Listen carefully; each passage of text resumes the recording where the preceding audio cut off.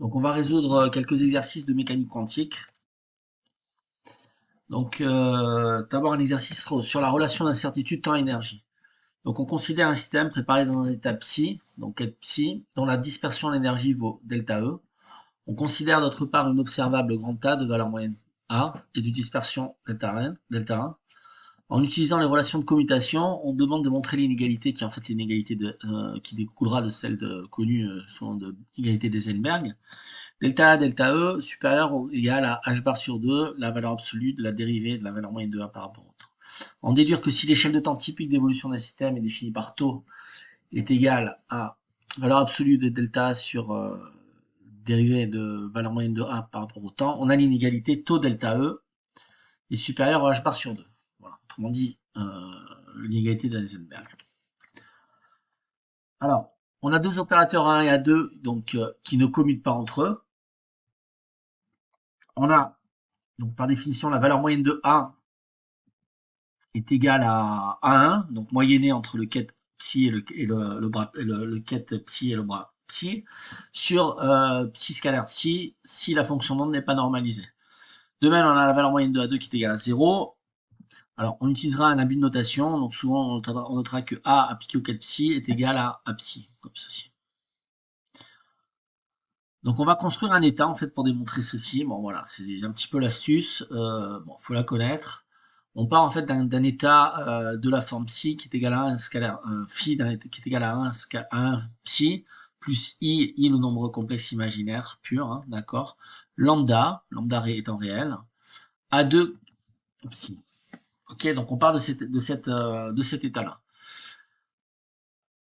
Donc phi scalaire phi est égal à 0. Donc on va construire en fait donc on prend le ket associé, hein, donc pour le ket associé, donc on transpose et on prend le complexe conjugué. Autrement dit, donc on va avoir psi scalaire 1 plus i lambda A2 DAG, hein, n'oublions pas DAG, c'est l'opérateur transposé complexe conjugué, appliqué à 1 plus i lambda A2 ket psi.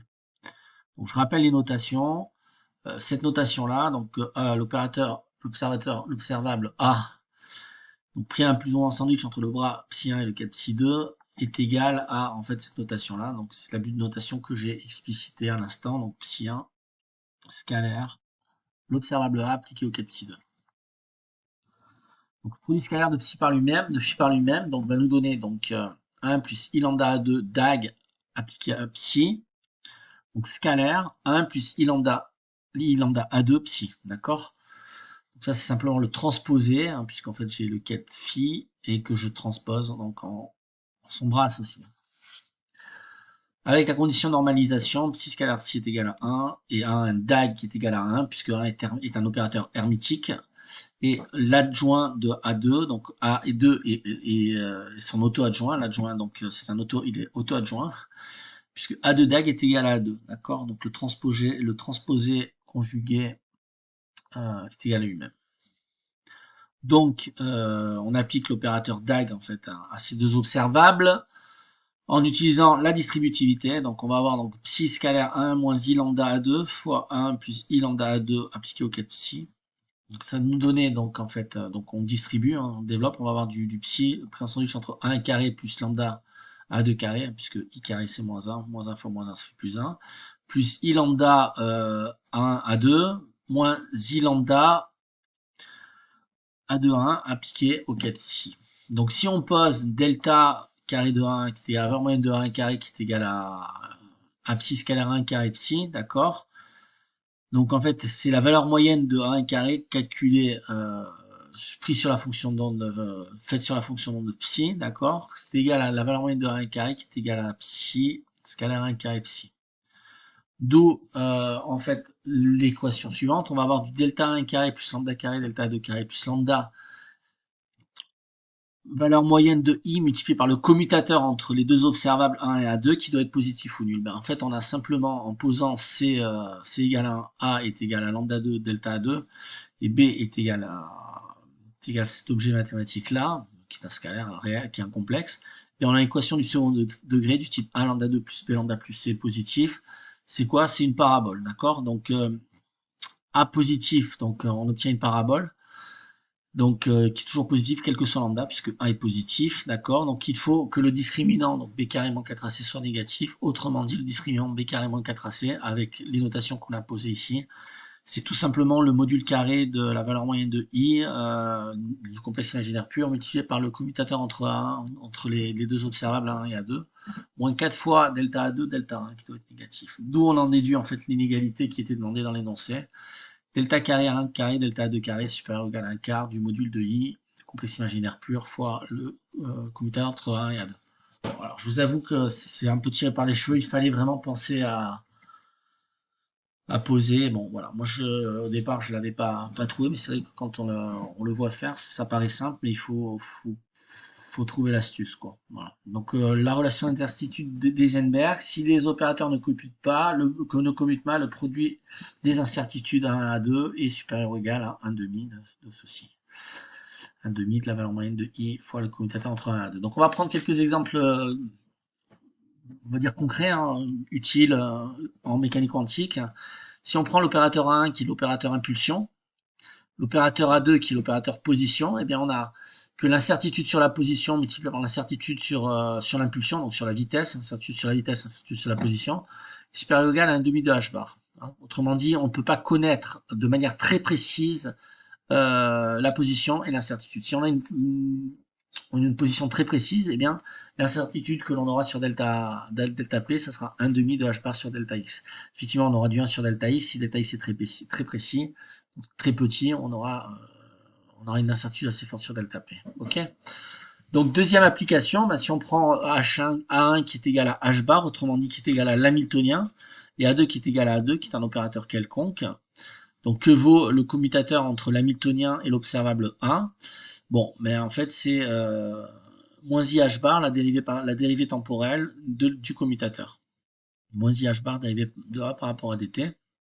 Je vous rappelle les exercices que j'ai fait dans ma précédente vidéo de mécanique quantique. Donc, exercice, pas court. J'avais démontré que exponentielle at fois b exponentielle moins at, c'est f de t, donc c'est une fonction opérationnelle.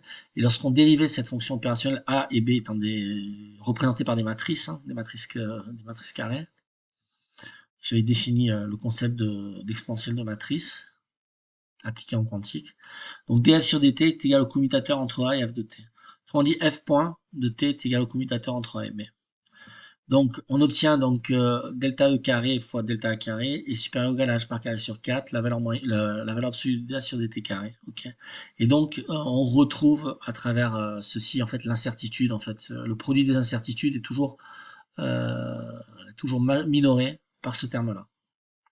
On ne peut donc pas mesurer de façon très précise l'impulsion, donc la vitesse, et la position en même temps, donc d'une particule quantique, car ces opérateurs ne commutent pas. Alors, je rappelle que effectivement le temps c'est le conjugué de l'énergie c'est l'hamiltonien, et on a que delta E, delta T est équivalent à h bar. Delta E carré c'est la valeur moyenne donc du carré de l'hamiltonien. Il n'existe pas d'opérateur temps quantique. Le temps est un paramètre en mécanique quantique. On sait qu'effectivement temps et espace sont équivalents, hein, la relativité l'a démontré. Mais on n'a pas ce jour réussi à décrire un opérateur temps quantique. Peut-être que c'est un problème mal posé. Voilà. On a DE sur dt qui est équivalent à h bar. Il existe des expériences en fait qui permettent de calculer le temps de passage, par exemple, de l'effet tunnel en quantique. Bon, bref, c'est un exemple. Alors, exercice 6, valeur moyenne et variance. Donc, on considère la fonction d'onde à une dimension, donnée par psi de x est égal à 2 sur a sinus pi x sur a, si x compris entre 0 et a, et psi de x est égal à 0, autrement. On demande de calculer la valeur moyenne de x, la valeur moyenne de delta x, la valeur moyenne de l'opérateur impulsion delta p, et le produit delta x delta p. Bon, on va faire quelques intégrales préalables pour pouvoir calculer ceci. Donc, quelques intégrales. Donc, si on veut calculer l'intégrale de 0 à pi de dy sinus carré y, on linéarise le sinus carré. Sinus carré de y, c'est 1 moins cos de y sur 2. Autrement dit, c'est égal à cette intégrale. Je distribue l'intégrale étant linéaire. C'est égal à 1 demi de pi. J'intègre le premier terme. Plus 1 quart, l'intégrale entre 0 à 2 pi de dz cos z. Donc, la valeur moyenne du cosinus sur sa période, sur un intervalle qui est sa périodicité, c'est 0. Voilà. Bon à savoir. Je rappelle aussi que la valeur moyenne d'un observable grand X s'obtient comme ceci, puisque c'est la valeur moyenne d'un observable calculée sur une fonction d'onde donnée, sur une fonction d'onde. C'est donc égal à psi scalaire x, observable x chapeau appliqué à psi sur psi scalaire psi pour normaliser la fonction d'onde si elle n'est pas normalisable, normalisée. Donc c'est égal à 1 sur psi scalaire psi, l'intégrale de 0 à de phi scalaire, x, d'accord, appliqué par x scalaire, x chapeau scalaire x, fois x prime scalaire phi fois dx. Alors, je crois que j'ai sauté un paragraphe. Non, j'espère pas que j'ai sauté un paragraphe. Je vérifie quelque chose. Alors, j'avais effectivement oublié quelque chose, donc j'ai repris le calcul. J'ai oublié de scanner 2 pages, pour ça j'étais parti dans les calculs. C'était assez incohérent. Donc, on était au calcul des intégrales préalables qui vont nous servir à faire l'exercice, ok. Donc en fait, je continue de calculer l'intégrale précédente. Donc on était à l'intégrale de 0 à pi de dy, y sinus carré de y. C'est l'intégrale de 0 à pi de dy, y fois 1 moins cos de y sur 2. Je vous avais dit donc il fallait linéariser, utiliser la linéarisation du sinus carré. C'est cos 2y, hein, c'est pas cos carré. Donc c'est du y carré sur 4. Bon, c'est purement calculatoire, mais ça sert en quantique. Après, ça va servir dans les exos là. Donc y carré sur 4, l'intégrale de 0 à pi. J'oublie un terme, effectivement c'est dy. Dx, bon, ok, moins 1 demi de l'intégrale de 0 à pi de y cos 2y dy. Bon, je vous ai mis le calcul de cette intégrale. Bon, il n'y a rien de transcendantal, hein, lorsqu'on intègre le sinus sur sa période, c'est égal à 0. On fait une intégration par partie, une formule de linéarisation de cosinus, d'accord. Et vous obtenez, bon, je vous ai mis les résultats, voilà. Je ne vais pas les énoncer, c'est pas ce qui m'intéresse le plus dans l'exercice. Voilà, vous tenez que cette intégrale est égale à pi 3 sur 6 moins 1 quart. Ok. On en arrive maintenant, donc, effectivement, à l'exercice en question. Donc, je vous rappelle que psi de x est égal au produit scalaire de l'observable de x par la fonction de psi. C'est donc avec la fonction d'onde qui nous est donnée dans l'exercice 2 sur a sinus de pi x sur a, d'accord. Donc le produit scalaire de psi avec lui-même, c'est donc égal à psi calculé. Donc j'introduis ici l'opérateur, la matrice unité. Donc j'ai largement explicité ce concept de dyade en fait en mécanique quantique dans des précédentes vidéos sur la quantique. Donc maintenant vous devez le savoir. C'est la matrice unité, d'accord. Donc le produit du quête par le bras, d'accord, c'est une matrice NN, puisque ici on a un vecteur 1N multiplié par un vecteur N1, donc on obtient un vecteur scalaire, 1, en fait c'est la matrice unité, d'accord. Non, c'est le contraire, c'est un N par, c'est un N1 par un N. Bon. Donc en fait, ça va nous permettre en fait d'introduire le produit scalaire. Autrement dit, je distribue donc le ket, le bras psi, je le fais rentrer dans mon intégrale. Et j'ai donc ce terme-là est égal à l'intégrale de 0 à a de psi scalaire x, puisque je fais rentrer psi ici, fois x scalaire psi. D'accord. X scalaire psi, c'est psi de x, mais le complexe conjugué de x scalaire psi, ben, c'est psi scalaire x. Autrement dit, psi scalaire x, c'est psi étoile. Et on a donc que cette intégrale là, donc psi scalaire psi, est égale à l'intégrale de 0 à x, en introduisant effectivement la matrice unitaire, de dx psi étoile de x, psi de x. Ok. Donc, bon, psi étoile, en fait, ici, la fonction d'onde est réelle, donc psi étoile égale psi, donc c'est le module de psi au carré. Donc, on a je sors donc 4 sur a carré, parce que 4 a carré, c'est une constante qui ne dépend pas de la variable d'intégration, c'est donc l'intégrale de 0 à a, sinus carré de pi x sur a, d'accord. On fait un changement de variable élémentaire, on pose y égale x pi sur a, autrement dit, la différentielle de y, c'est pi sur a fois la différentielle de x, ok.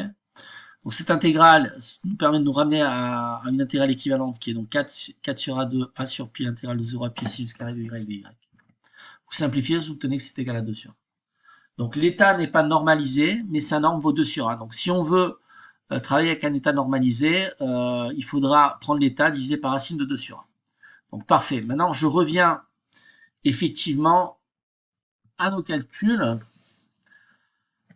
Donc j'avais explicité la valeur moyenne de x, d'accord, qui est égal donc à ce terme-là, qui est égal à 1 sur psi scalaire psi, intégrale de 0 à de phi scalaire x, intégrale de x scalaire x bar scalaire x, d'accord, c'est 1 sur psi scalaire psi, l'intégrale de 0 à a donc de phi scalaire x, ceci c'est psi étoile de x, par x chapeau x prime, ça x chapeau x prime, ben en fait c'est x prime fois x, puisque on a un vecteur propre. Donc là aussi, je crois que j'ai encore oublié un terme. Donc je vous rappelle que l'ensemble des x en fait constitue une base orthonormée dans l'espace des fonctions continues, d'accord? Autrement dit, on a que x' multiplié par x scalaire x', c'est x' fois le Dirac de x moins x'. Le Dirac de x moins x', bah, ça vaut 1 lorsque x' vaut x, et ça vaut 0 sinon. D'accord? Donc en fait, cette intégrale se ramène à cette intégrale-là, et on a x' scalaire psi qui vaut psi de x', d'accord? Donc dx de x'. Donc je vous rappelle que donc l'observable x chapeau, qui est l'observable position appliquée donc au quai de position x, c'est tout simplement la valeur de x qui est réelle multipliée par le quai de x. Autrement dit, le x est un vecteur propre de x chapeau. L'observable a appliqué à lambda est égal à a fois lambda, a étant réel, et on a psi scalaire psi est égal à psi a lambda est égal à a psi par lambda. Donc, pour recalculer cette intégrale, en fait, on utilise que c'est égal à 1 sur psi scalaire psi, l'intégrale de psi étoile de x', delta de x moins x'. Ce delta de x moins x', donc psi de x', dx de x', ben, en fait, je simplifie par dx', puisque delta de x moins x' est égal à 0 partout ailleurs qu'en x'. D'accord? Et donc, cette intégrale simplifiée, et on obtient que c'est égal à 1 sur psi scalaire psi, l'intégrale de 0 à a de psi étoile de x, psi de x dx. C'est donc égal à 1 sur psi scalaire psi, l'intégrale de 0 à 1 du module de psi carré, fonction d'onde x dx. Bon, on aurait pu faire la même manipulation en utilisant un changement de base. La fonction d'onde est la projection sur psi sur la base des x. Donc la valeur moyenne de x est égale à 1 sur psi scalaire psi, l'intégrale de 0 à du module de psi de x carré x dx. Donc on va substituer donc les valeurs formelles par les valeurs données dans l'énoncé. On a 2 sur 1 l'intégrale de 0 à sinus carré de pi x sur a x dx. Donc on mesure ici une distance, la distance est la dimension d'une longueur. Bon voilà, je vous ai mis le calcul, vous obtenez que c'est a sur 2. Maintenant, pour la valeur moyenne de l'opérateur x chapeau au carré, c'est 1 sur psi scalaire psi, l'intégrale de 0 à de psi de x carré dx. Je vous ai détaillé le calcul et vous obtenez, donc c'est pour ça que je vous ai fait le calcul de l'intégrale de 0 à pi de y carré sinus carré de y précédemment. Vous obtenez que cette valeur moyenne est égale à 2 à 2 sur pi 2, facteur de pi 3 sur 6 moins pi sur 4. Maintenant, la valeur moyenne donc de l'opérateur impulsion, p chapeau, c'est 1 sur psi scalaire psi, l'intégrale de 0 à a de psi étoile de x, multiplié par moins i h bar, la dérivée partielle, la dérivée non, c'est une dérivée gauche par rapport à x, le tout appliqué à notre fonction de psi de x. Je vous rappelle que psi de x, en fait, on peut l'écrire x' scalaire phi dx, que psi étoile de x, c'est psi scalaire x, d'accord, multiplié par xp, et ceci, donc x p chapeau appliqué à x'. On peut également changer de base et le mettre sous la forme 1 sur psi scalaire psi, intégrale de psi tilde de pp, psi tilde de p dp, bon, dans l'espace des impulsions. Donc on substitue parce qu'il y a à substituer. Donc sinus, on a donc du a sur 2, 2a carré. Bon, je vous l'ai mis pour que vous ayez la solution. Vous pouvez faire le calcul. Donc intégrale de 0 à sinus de pi x sur a. Donc moins i h bar dérivé par rapport à x de sinus pi x sur a dx. Donc la dérivée du sinus et le cosinus. Bon, voilà, rien de transcendantal. On a du sinus moins i, et on sait que ceci, en posant y égale pi x sur a, on se ramène à une intégrale sur pi de cosinus x, sinus x, y, dy, et ceci, ça vaut 0. Hein, puisque la moyenne, on a une périodicité de pi, et on intègre, on a une périodicité de pi, pardon. On intègre entre 0 et 2 pi, c'est égal à 0. Ok, maintenant, la valeur moyenne enfin, on va calculer donc la variance, l'écart type. Delta p carré, c'est donc la valeur moyenne de p chapeau carré moins p chapeau au carré. C'est égal à p chapeau carré, donc l'opérateur impulsion au carré. C'est égal à 1 sur psi scalaire psi. P chapeau, l'opérateur p chapeau, la valeur moyenne, l'opérateur p chapeau moyenné, donc entre psi et psi et lui-même. Ça, c'est 1 sur psi scalaire psi, p psi scalaire p psi. Donc c'est 1 sur psi scalaire psi, l'intégrale de 0 à de moins i h bar, la dérivée par rapport à x de psi de x étoile. D'accord. puisqu'en fait, on connaît le ket, hein, le ket Pepsi, donc je prends le complexe conjugué pour avoir le bras associé. Donc je transpose et je prends le complexe conjugué. C'est l'hermétique. L'opérateur, c'est une opération dans l'espace de Hilbert, ok. Multiplié par moins i h bar, dérivé gauche par rapport à x de psi de x dx. Je vous rappelle que P grand X est équivalent à H bar et P est équivalent à H bar sur grand X. Donc, on obtient que c'est égal à 1 sur psi scalaire psi, donc toujours la constante de normalisation, l'intégrale de 0 à A de IH bar psi prime de X moins IH bar psi de X dx. C'est égal à H bar carré A sur A multiplié par 2 sur A carré, intégrale de 0 à A de pi sur A carré cos carré de pi x sur A dx. Bon, vous faites le calcul, vous obtenez que c'est égal à 2 H bar pi sur A. Alors, il y a une deuxième méthode, je vous la donne. Delta p carré, on peut le calculer comme ceci. Donc 1 sur psi scalaire psi intégrale de 0 à de psi étoile de x moins, je joue bien IH bar. Ah non, non, je peux bien i puisque c'est p carré, d'accord. Moins h bar, il y a joue bien carré par contre, c'est moins h bar carré ici, d2 sur dx2, puisque c'est moins IH bar d sur dx par moins IH bar d sur x, donc c'est moins IH bar carré, c'est donc bar carré. Bon voilà, donc vous sortez ce qui ne dépend pas de la variable d'intégration, y. Et ben voilà, donc ça revient à calculer effectivement la moyenne du sinus carré. C'est donc h bar carré lambda carré sur A2. L'intégrale de A à B de psi de x, dérivée seconde sur dx2 de psi2 de x dx, est égale à l'intégrale de A à B, de la dérivée par rapport à x de psi de x, dérivée par rapport à x de psi2 de x dx, moins, c'est une IPP que l'on va faire par la suite, moins l'intégrale de A à B de la dérivée de phi1 sur dx d psi2 dx dx. J'ai fait une IPP.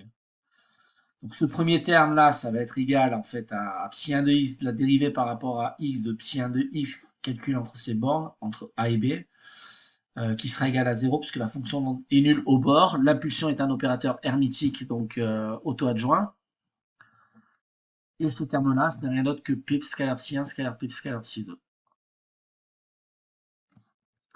Donc delta x carré, delta p carré, donc le produit des incertitudes au carré sur la position et impulsion, sont égales à h bar carré pi 2 sur pi carré, donc il y a ce terme-là. Vous simplifiez, vous obtenez que c'est égal à ça. Donc c'est sensiblement égal à 0,32 fois la constante de Planck-Réduit au carré. Et vous vérifiez bien que ceci est supérieur à 1 quart de h bar carré. Autrement dit, l'inégalité de Heisenberg est vérifiée pour cette fonction d'onde. Okay. Je rappelle, donc la valeur moyenne de x est donnée par x, l'observable x pris entre le bras et le ket sur psi scalaire psi pour la normalisation. Donc ça peut s'écrire sur la forme 1 sur pi scalaire psi, l'intégrale de psi tilde de p, moins IH bar, la dérivée partielle par rapport à p, par rapport à cette fois-ci à l'espace des impulsions, puisqu'on intègre sur l'espace, la différentielle, c'est sur l'espace des impulsions, psi tilde de p. Ok, donc on passe à l'exercice 7.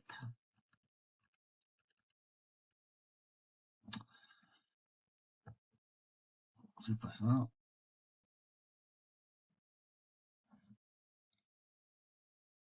Non. Voilà, je trouvais pas la page.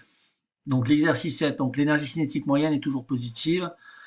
Vérifiez pour toute fonction d'onde psi de x, la valeur moyenne module de p carré est positive.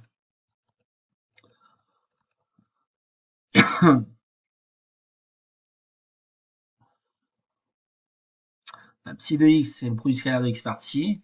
La valeur moyenne de l'observable p carré donc, sera calculée de la manière suivante. Ça sera psi scalaire p carré, p chapeau carré psi sur psi scalaire psi. Donc ce terme-là, ce n'est rien d'autre que p chapeau psi scalaire p chapeau psi.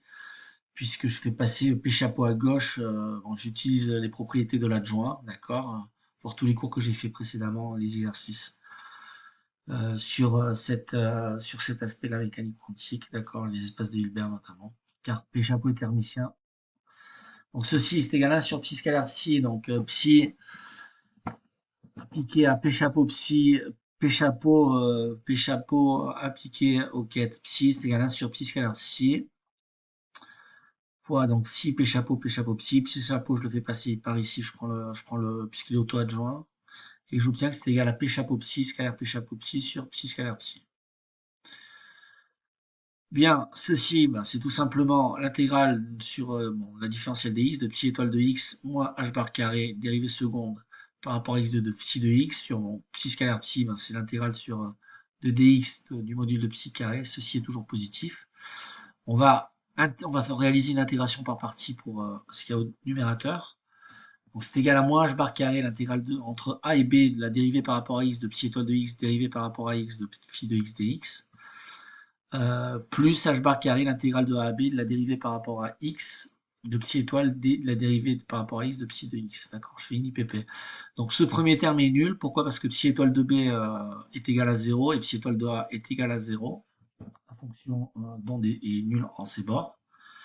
Et donc c'est égal à h bar carré, l'intégrale sur a, du module carré d'un terme qui est la dérivée de psi par rapport à x dx, intègre entre a et b positif, donc ceci est strictement positif. Donc exercice 8 maintenant.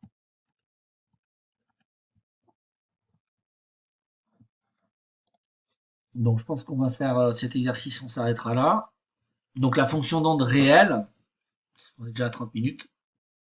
Donc soit une fonction d'onde phi de x réelle, on nous demande de montrer que la valeur moyenne de l'opérateur impulsion est nulle.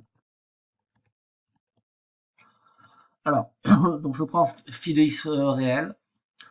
Donc la valeur moyenne de P, donc P chapeau, de l'observable impulsion, c'est donc psi, c'est P chapeau psi.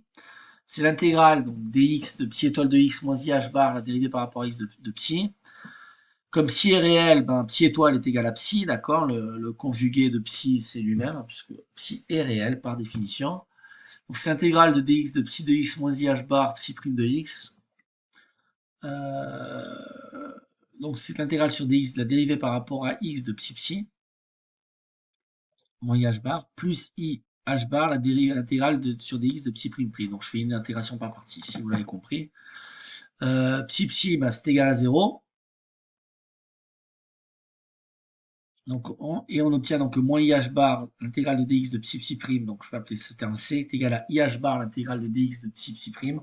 Autrement dit, on a deux réels.